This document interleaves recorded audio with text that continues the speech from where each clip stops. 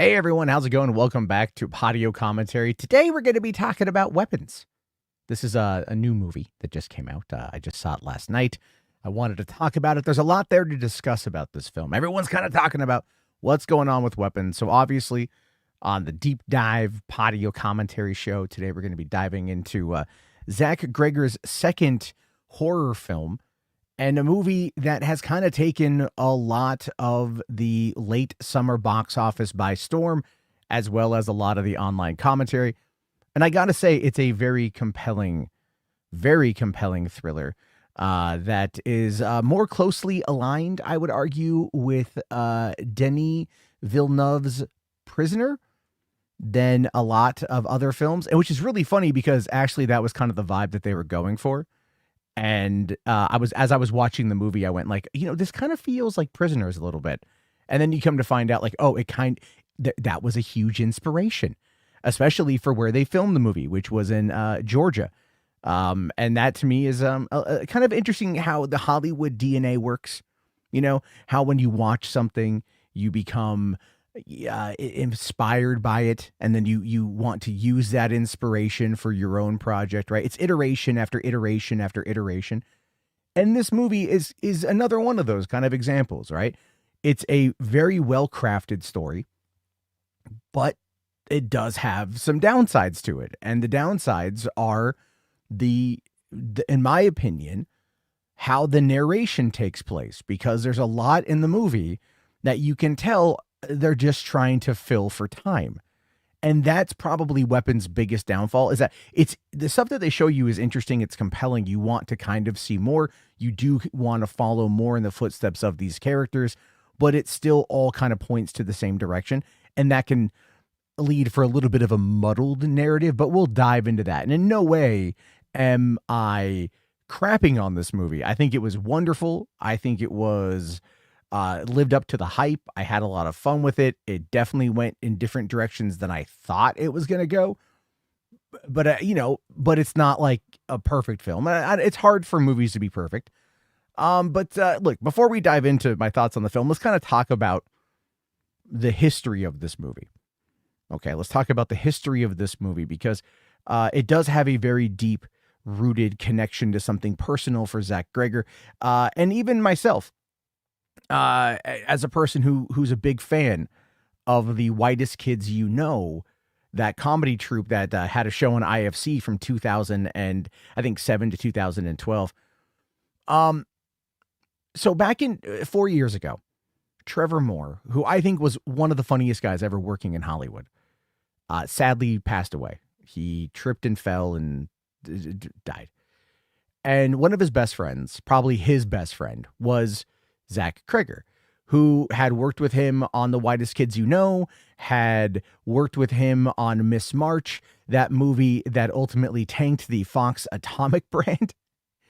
And then, after that, they still, were close and everything. And their careers kind of went in different ways. Zach went over to go do television, and Trevor went on to go do comedy albums and things that were done for Comedy Central. In fact, High in Church is one of my favorite songs. It's the Founding Fathers of Rap is another great track. The one about the Pope is really good too. Like, dude, he has a song about like getting drunk on like Listerine. He's so funny. And his death was wildly impactful for a lot of us who were big fans, right? It stayed with me for days. It bothered me for days. And with someone like Zach, it's definitely going to be something that sticks with him much longer. He knew Trevor personally. They were so intrinsically tied together during their career that this movie was actually a form of therapy. Zach decided to, or I should say was inspired to write the script after Trevor died in 2021. He said that this was his way of working through what he called overwhelming grief, calling the movie a form of therapy. And he says that this movie is more of like an inward-facing story to look at his own emotions and life, which is something very different than Barbarian, which was his last movie that came out in 2022, that was made for a small budget, $4 million, and did $40 million at the box office, and still doesn't have a physical media release, by the way. And that's all on Disney. I'm just gonna complain about that for a hot second. Barbarian, while it's on Netflix right now, and you should go watch it. I mean, myself included, because I haven't seen it, so maybe I'll do that, like this weekend. But it's like it should be on home video, but it's not. Warner Brothers put out Weapons, so this is one that's obviously is going to be the big one. This one's coming out, right? But the thing with Weapons is when he wrote the script, it kicked off this massive bidding war amongst like studios like Netflix and Universal and even New Line Cinema. They wanted to get this script, right? Like Warner Brothers and New Line closed the deal within 24 hours of the script going out. Like what I mean by that here is that the script went out at 8 a.m. and by 9:30 a.m., Mike DeLuca, the CEO of Warner Brothers, was on the phone to seal the deal. He read the script and was like, God damn, this is good. Let's fucking go, right? Just LFG constantly. So they decided to close the deal. They sealed the deal for $38 million, which was actually $7 million more than Universal was willing to pay. And this was a massive sum of money, especially for a horror film. But they really did believe in what Cregger wanted to do with the story. And they really wanted to work with him, especially after Barbarian. They saw the vision, they saw the talent, they saw the script, they saw the story. They're like, all right, let's go.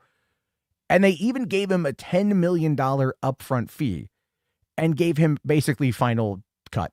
He got final cut on the movie, which I think in some ways is good, some ways is bad. You know what I mean? Like the movie's very good, but I have some issues with parts of it.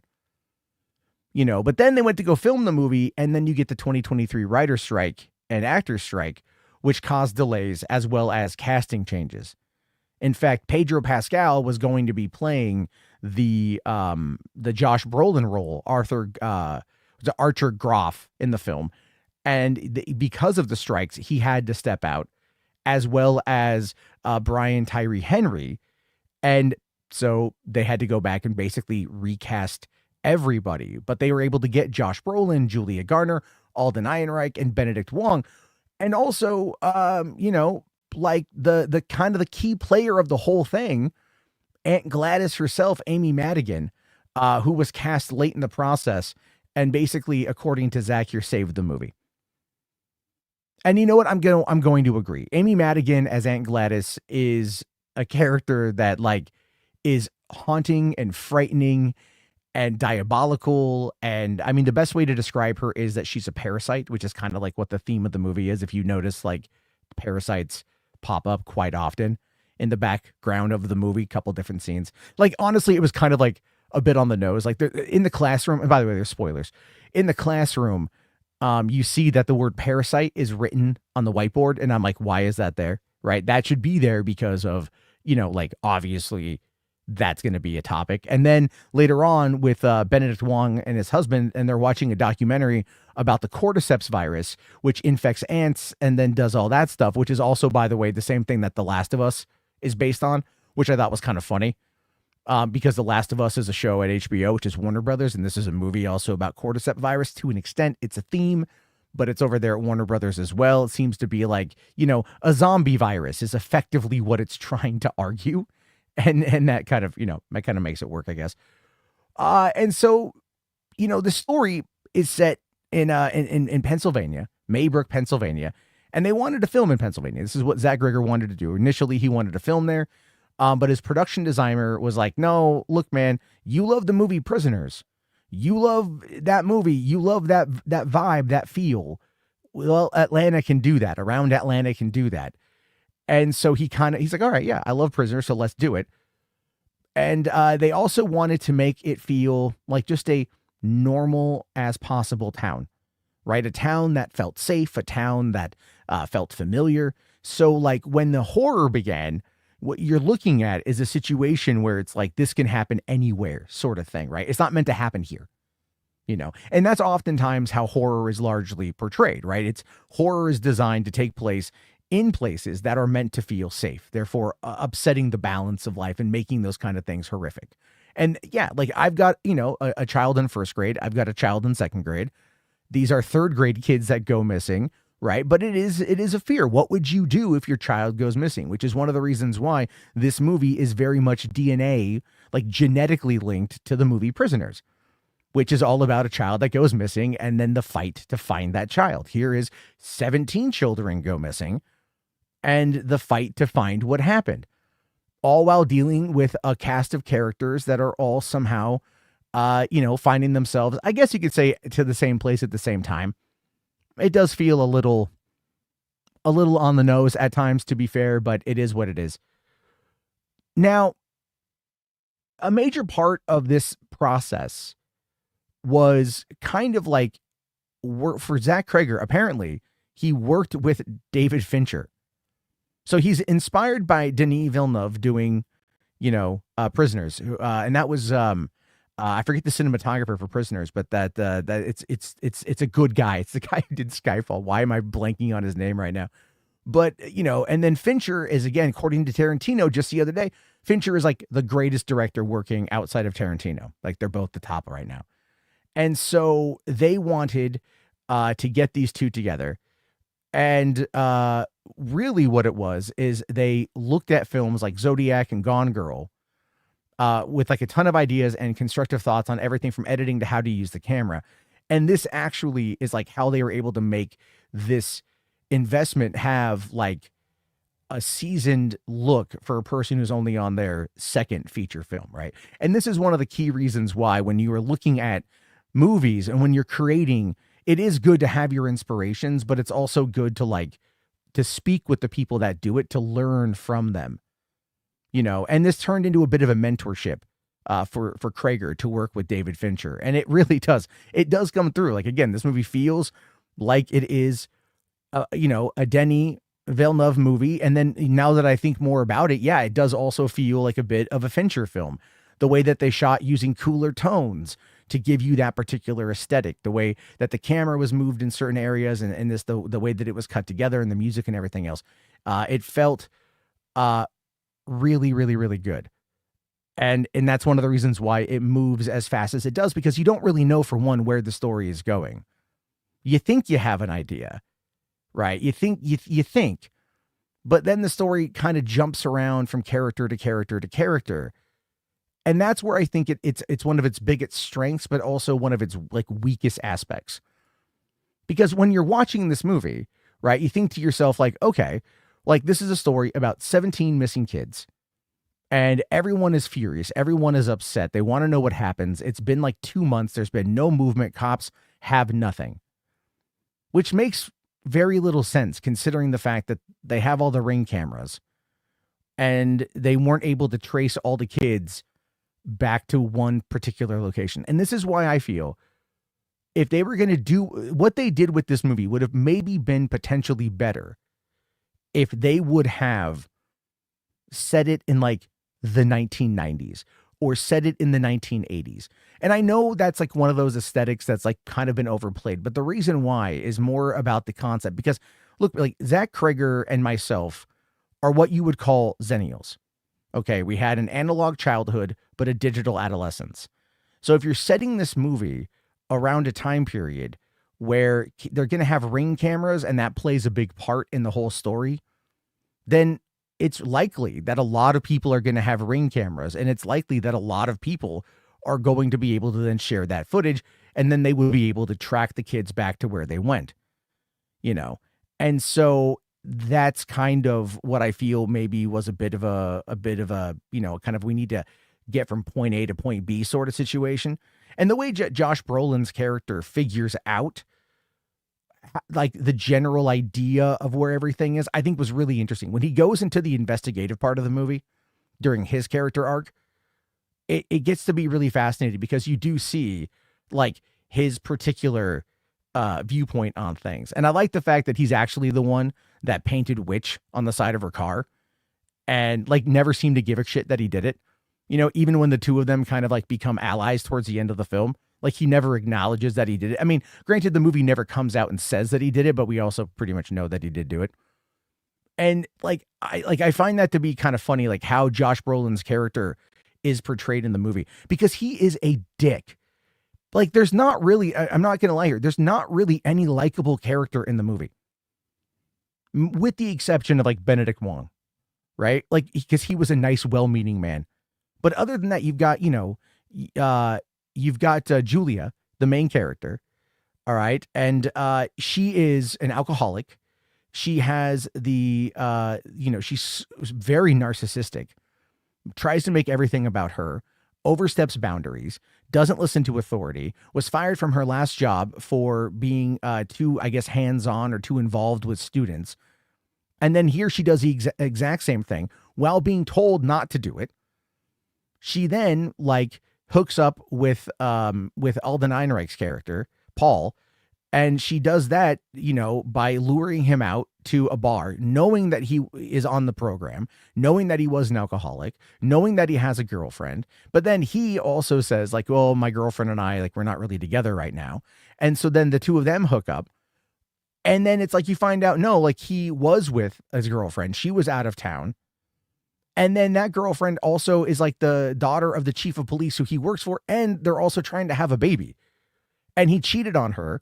Never mind, he, everything else that he did trying to cover his ass after being stabbed by the junkie.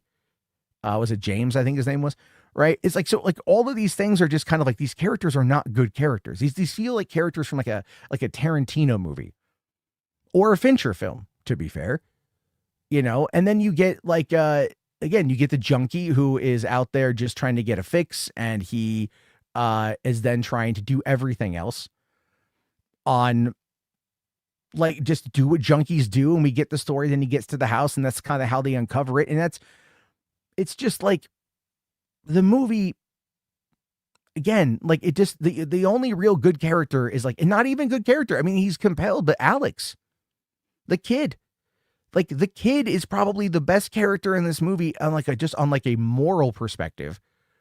But he then is so terrified of Aunt Gladys that if he does not do what she says, she'll make his parents eat each other. You know what I mean? And she showed him that by having them stab themselves in the face with a fork while he watched helpless. And that scene was messed up, right? I love the scene, but it was messed up. And so it's you're watching all this and it's, you're following these characters and stuff moves. And it's after the fact, I'm okay, they could have this movie is maybe a 30-minute concept that they expanded into a 2-hour movie, because he wanted to show it from different angles and different perspectives. And I think while that is a strength of the talent that came into the movie, I also feel that is a bit of a cop-out in regards to telling us something that's a super compelling narrative. Because you get to see how everyone ends up at the last house, which, I mean, maybe a la Stranger Things season 1, where the three different groups, the adults, the teens, and the kids, all converge at the school at the same time organically. And here it does happen organically, make no mistake. But I know actually it doesn't really occur organically, because James is out there in the middle of suburbia in the middle of the day trying to break into houses, and he just happens to see that there are some newspapers outside. So I mean, it makes sense for him to do that, but why is he walking around in that neighborhood? I mean, he lives in the woods. Maybe he's just living nearby. I don't know. It is what it is, right? It's a leap in logic, but let it fly.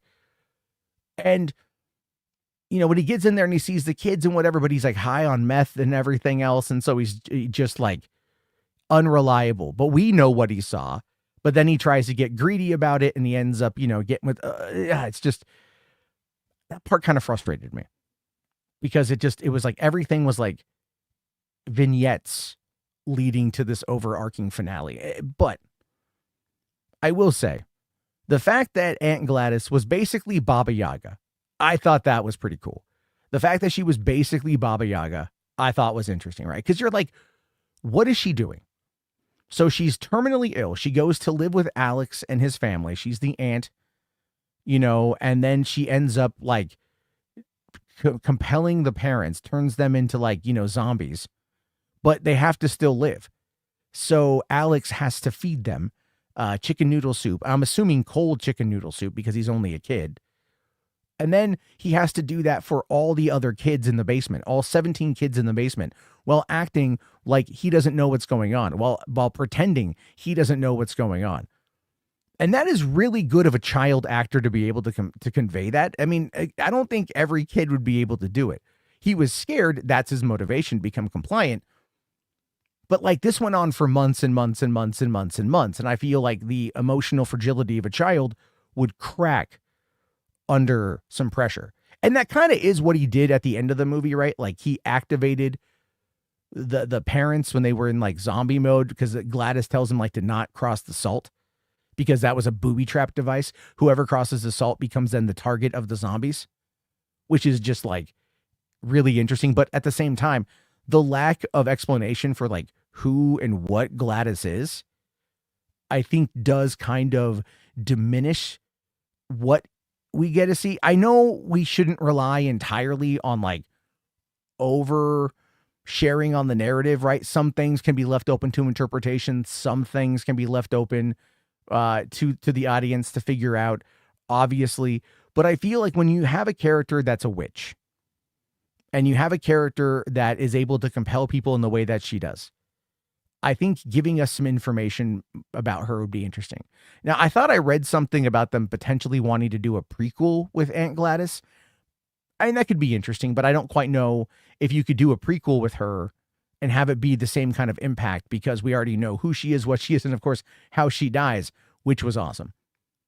Now, what I like about the end of the movie is when they all get to the house. Obviously, it's like you've got Archer and Julia, and they're in there, and they both get attacked by Paul and James, and then like Julia grabs Paul's gun, shoots him in the throat, and it doesn't stop him, right? Like straight through the throat. That would have cracked his spine. Doesn't stop him. So she has to clack him in the head once, and then he goes down, and then she shoots James, and then like at that point, Archer like doesn't even say thank you. Like, this is the thing I don't get about the character. This is why he's kind of a dick, right? This is why I know he's motivated to find his son, but she saves him. All right. And when he saved her, she thanked him. And then she saves him, and he doesn't say anything. And then he goes down into the basement, and then all the kids are there. He gets attacked by Gladys, ends up becoming the zombie, ends up trying to, go after, Julia. And then when you've got Alex, and Alex is able to then break the spell on, he gets the kids to go chase after Gladys. They kill her. And then as soon as she's dead, the spell is broken. And by the way, that scene is awesome. Like, yeah, if you think Zach Cregger can't do a zombie movie, no. If he gives us running zombies that can do that kind of stuff with that kind of cinematography for Resident Evil, I think it's going to be pretty solid. I'm pretty down for that. But but then it's like, as soon as she's dead, Josh Brolin just lets go of Julia Garner, just lets go of her, and doesn't say a fucking word. Sorry, I tried to kill. Nothing. Just turns around and like starts following like the pattern of destruction to get back to the kids, right? And then Julia goes upstairs, and she finds Alex with his parents, and they're still zombified, comatose, whatever word you want to use. And then, as Brolin is walking through all of the devastation, which I thought was really, really neat, you just find all the kids standing over Gladys's body, and he finds his son, but his son like doesn't really recognize him. And I thought that was interesting in regards to like how the movie ends, where it's like Alex's kids or Alex's parents are at another facility, and somebody else is feeding them soup. And then you've got other kids are also comatose and are non-responsive. And then some kids have started to kind of come back, and that's where the story ends. Again, it's kind of like I don't want to say an ambiguous ending, but the ending itself is one that I feel is like, okay, right? Like, really? Did you have to just kind of like go, this is a true story. These kids never came back. And then at the end of the movie, no, they totally came back. But it's also, well, I mean, was the narrator lying in the beginning because the kids never came back does not indicate that they died. It just indicates that they never were able to return to who they were, right? It's like they found them, but the cost is that the kids are just kind of husks. And we don't know if the kids are ever going to come back. It's implied that, the level of severity of the comatose aspect of it, the nonverbal aspect of it, once they're free from Gladys's spell, also, could be whatever. But then the parasite, the cordyceps parasite, once it infects. There's no going back. There's no way to like return to normal. They're effectively zombies, and they're going to be zombies for like almost the rest of their life. Some of them might come back out, some of them may not, and that is kind of like the lasting image of the movie, the lasting thought of that. Like, what would you do in that scenario is one of the things I thought was pretty fascinating. But what was really fascinating was how audiences have very much like responded to this movie. And they've responded to it by, like, again, it's got like an A- CinemaScore, really, really, really high Rotten Tomato score. It's got a lot of awards buzz, especially for Amy Madigan's performance as Aunt Gladys. I could see that as being like best supporting actor or actress run. I could totally see all of that. Now, if Cregger's thinking like, Amy Madigan's performance is what saved the movie, I know her performance didn't save the movie. It was a good script. It was a good story, despite some of my concerns with the narrative jumping from character to character. But it is, like she did a good job. She did a really good job. So there are a couple little Easter eggs in this I thought were kind of funny. Again, there's the hot dogs. There's a shot with Benedict Wong and his husband, and they're eating hot dogs. They have a tray of snacks, and there's like 7 hot dogs. And that was something that was brought up. That's actually a reference back to Trevor Moore in a skit from the White, which I thought was really sweet. And audiences who are diehard fans picked up on it. It was something that was spoiled for me before I saw the movie. So when I saw the 7 hot dogs, I was like, all right, cool. There's that. The kids disappearing at 2:17 in the morning is actually a reference to room 217 from The Shining. There was a lot of speculation about how old Gladys is. And again, that whole idea of like, what is she doing with these zombies? Is she feeding off of them?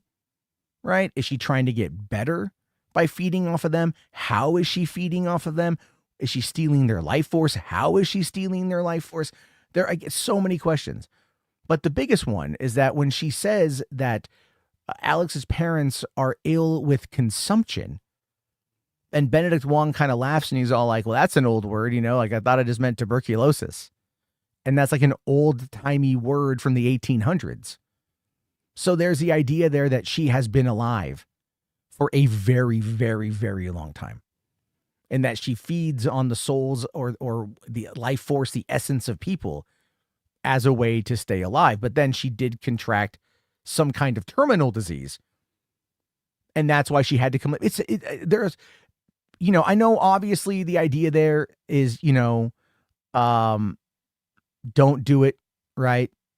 Like just like leave it open for interpretation, because apparently Cregger did originally write a chapter in the movie about Gladys and about her origins, but they ultimately cut it out. And I think that is for the best, because it does leave us talking about like as far as like on the pantheon of like good villains in a movie, this kind of is one of those things that kind of leans into that, I think. But then they can also do a prequel that might explore her mysterious origins, and capitalize how much people like the character. We're going to see a lot of Aunt Gladys cosplaying this Halloween, I think. And that ought to be interesting to see in my mind. So my overall takeaway on the movie is it's very good. It's very good. It is, one that I've wanted to see for a while. It is a good summer mystery movie. You are interested, you are engaged, you are invested. You want to know where it's going to go. You want to know where it's going to end up. And it's one of those things where I feel like this could have also been like a limited series on HBO Max, where each character gets their own episode to really kind of expand out everything, to really kind of give us more. And that is the sign of an overall good story, because that good story then tells you like, yeah, like you want more out of it. And so, yeah, I whatever Zach Cregger does next, I want to see. Whatever comes up next out of this, I definitely want to see. Weapons is a movie that is worth your time. And if you've seen it, let me know your thoughts in the comment section. I will talk to you guys later. Have yourself a good day. Thank you for listening to this episode of Podio Commentary. And as always, sorry about that.